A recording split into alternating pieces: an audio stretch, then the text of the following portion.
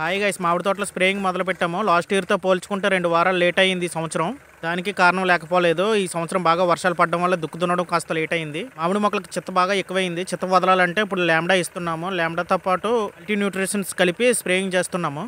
Nutritions ఇవ్వడం వల్ల చిగురు బలంగా తయారయ్యి పూత రావడానికి ఎక్కువ అవకాశం ఉంటుంది. ప్రస్తుతానికి మామిడి తోటకు తెగిలేమీ లేదు, చిత్త ఒకటే పట్టింది. చిత్త కోసమే లాంబ్డా స్ప్రేయింగ్ చేస్తున్నాము. ఇప్పటి నుంచి తోటను డైలీ అబ్జర్వ్ చేయాలి. ఎందుకంటే ఏ టైంలో ఏ డిసీజ్ వస్తుందో మనం సరిగ్గా చూసుకోకపోతే మనకి తెగులు రావడానికి ఎక్కువ అవకాశం ఉంటుంది. మొదటి స్ప్రేయింగ్ నుంచి మామిడికాయలు కోసే వరకు చాలా జాగ్రత్తగా ఉండాలి. ఏ టైంలో ఏ డిసీజ్ వస్తుందో చెప్పుకోలేము.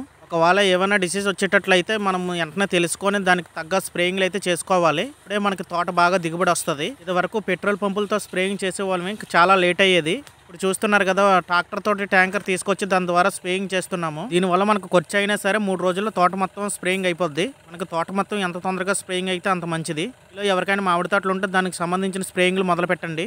నా వీడియో మీకు నచ్చినట్టయితే please like and share, subscribe చేయండి. Thank you friends.